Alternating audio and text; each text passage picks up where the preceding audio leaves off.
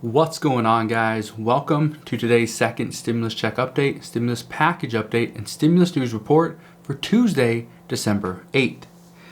Late last night and early this morning, we got a bunch of new updates out of Washington, and some of them are not good. But like I said in yesterday's video, I want to bring you the facts and what's currently going on. First, our leaders are still playing political games. Both Nancy Pelosi and Mitch McConnell are playing these games, and it does not look like it's going to stop anytime soon. Yesterday, Nancy Pelosi admitted yesterday morning that she is willing to accept a $908 billion stimulus proposal now because Joe Biden will become president. So essentially, what she was saying is that Trump already lost, so now she's willing to worry about the American people for the time being. This also means that for months, Nancy Pelosi held out on accepting up to $1.88 trillion in stimulus for the sake of seeing Joe Biden win the presidency over caring about the American people. Granted, Mitch McConnell was no savior in this entire time either, but even House Democrats are irate that she has done this and now publicly stated this was her plan all along. Because many members of the House, Democrats in the House that were up for re-election and then lost to Republicans by a lot, they are specifically pointing to Nancy Pelosi's games for the reason for their loss. So they are not happy right now with Nancy Pelosi. And right now, Nancy Pelosi might not even get a $900 billion stimulus package either. Reports indicate that Mitch McConnell is preferring his $600 billion proposal over anything else.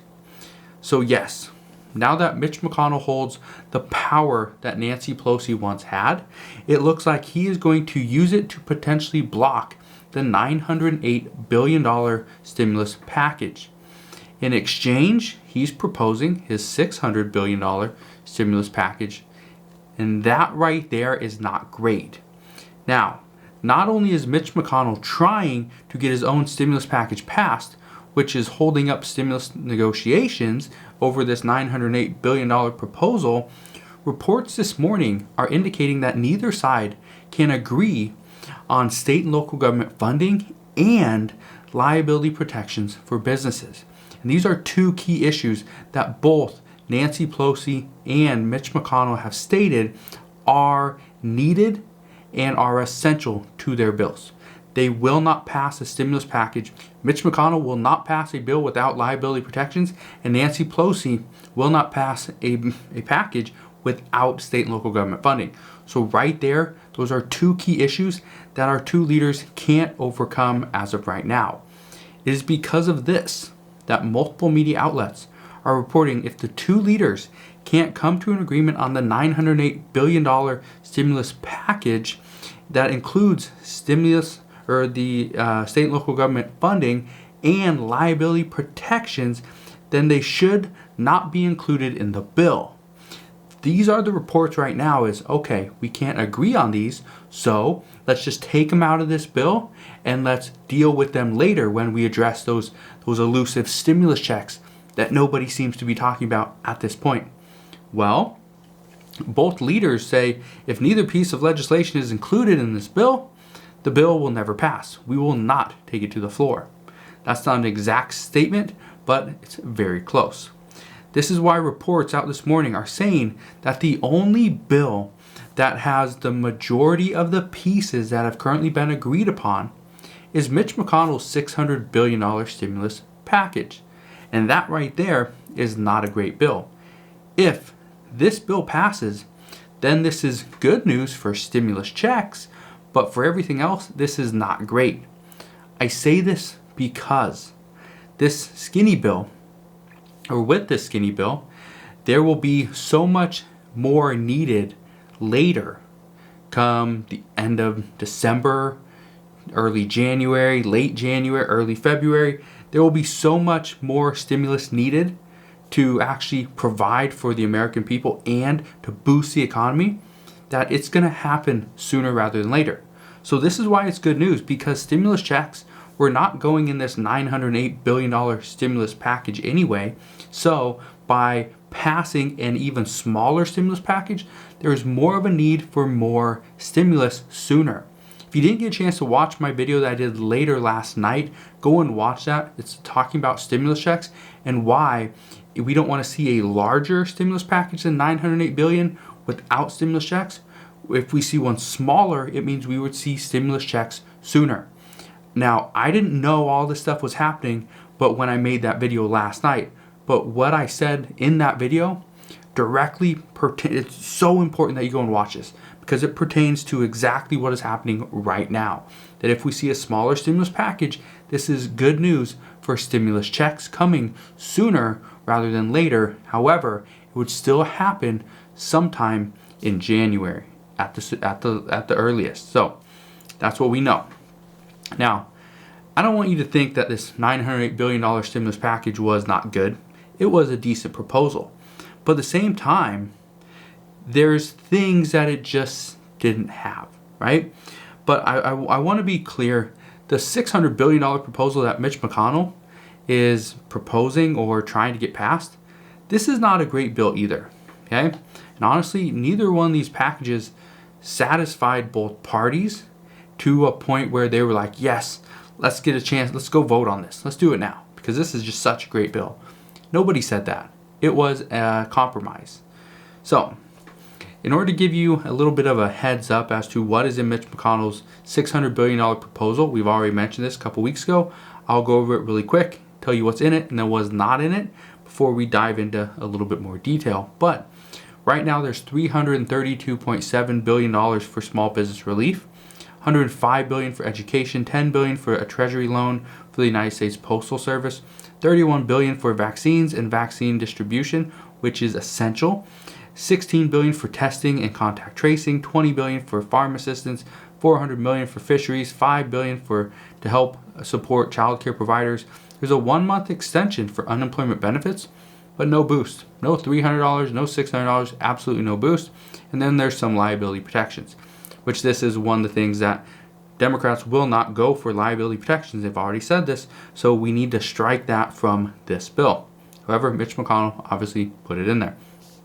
Mitch McConnell's proposal does not include state and local government funding, which Nancy Pelosi and Democrats would never go for a bill with no state and local government funding. There's also no stimulus checks.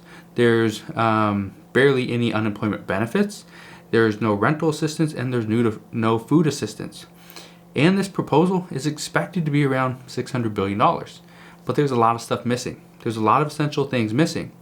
And right now, most of that money, most of the funding for that bill would come directly from the money that's sitting in the government accounts, the roughly $555 billion that is currently not being used.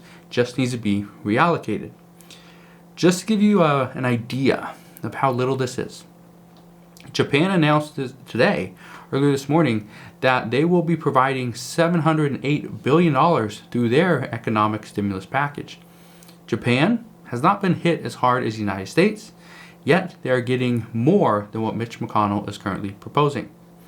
So that's not great news for the United States. Mitch McConnell is currently the one person that can and will hold up stimulus negotiations. He's done it before, and he's going to continue to do it.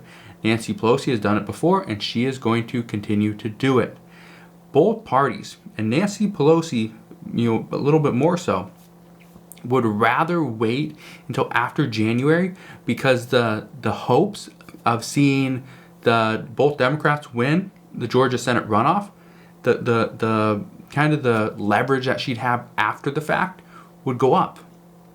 So right now for Nancy Pelosi, it doesn't make sense for her to rush a package that she's not comfortable with, doesn't agree with, if she thinks she could get more later if Democrats win back the Senate. So right now, that's what's up in the air, and that's one of the reasons why I'm telling you we have to keep an eye on the Georgia Senate runoff.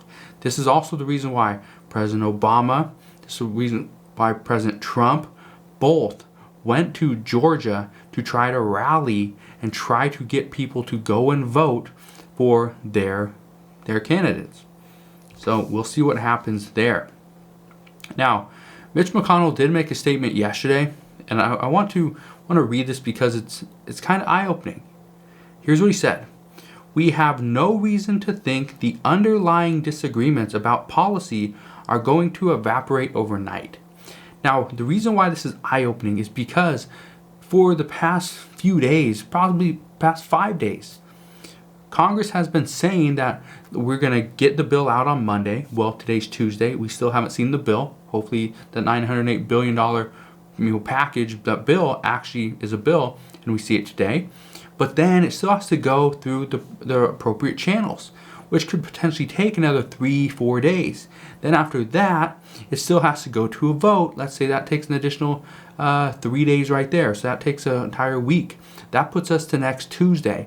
If it goes to a vote and it doesn't pass, and it needs some amendments, well, then it has to go back to another vote, has to be amended. They vote on it again. Let's put this at another 2 days. That takes us to next Thursday. Next Friday is supposed to be the cutoff date, the deadline, the absolute latest. Well, it's not looking like this is going to happen at this point unless we see something happen today. Today is a very important day. Now, I know I've been saying this for months. Today's the day. This week's the week. Next week, we're going to have so many answers. I've been saying that so many times. I know you guys are sick of it. I'm tired of saying it too. But this is what Congress is telling us. Today's the day. It was supposed to be last Friday. We're going to have some agreement. We're going to have some type of agreement over the weekend. We'd be closer to an agreement on Monday. Well, that was yesterday and we still don't get anything, right? So that's what's sickening about this entire thing. Now, what we know is that both the House and the Senate will vote to extend the government funding bill, the deadline. They're going to push it back 1 week. So instead of this Friday, December 11th, being the deadline, they're going to push it back 1 week through a 1 week stopgap bill. And essentially, the new deadline will be December 18th. I don't think this could potentially get pushed back again. Okay, just to be clear, if the government cannot come to an agreement.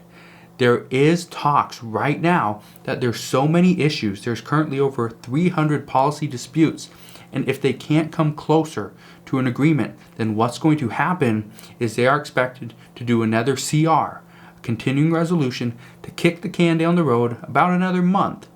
And so they can get through Christmas, they can still get their checks, the government is still funded, everyone's still happy, and then they'll readdress this sometime in the middle of January or late January. That's the current report. That's not great because as the American people are suffering, Congress just keeps extending the deadline a little bit more and a little bit more so that everybody in government can continue to get their paychecks while the American people sit here and suffer. It's not right. Now, although this is the information that we have from earlier this morning, I am hopeful that between now and sometime later this afternoon, we see Congress come to some type of agreement, whether it's on the stimulus package or a stimulus package, or whether it's on the government funding bill. I want to see more information on what's actually happening because right now, nobody knows.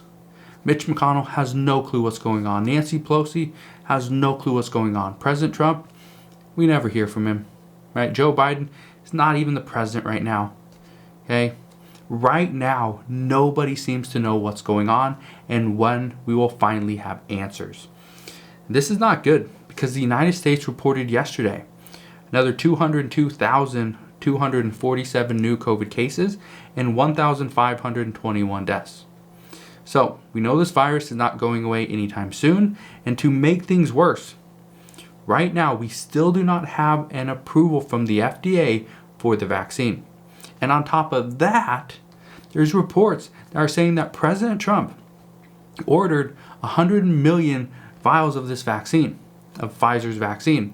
And when Pfizer asked if President Trump wants to order more, he said no.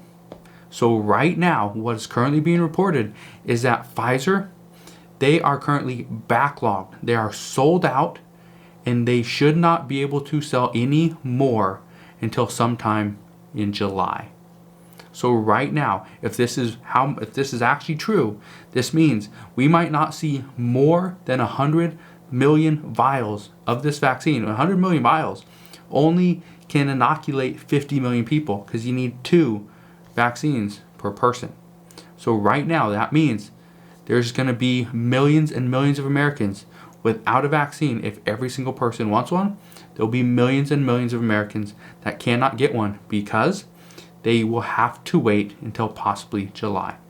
So that is what we know right now regarding stimulus and COVID. If you have any questions, please ask your questions down in the comment section below. I'll get to them as quickly as possible. Consider subscribing so I can continue to keep you updated on everything that's been going on. And I'll see you guys on the next one.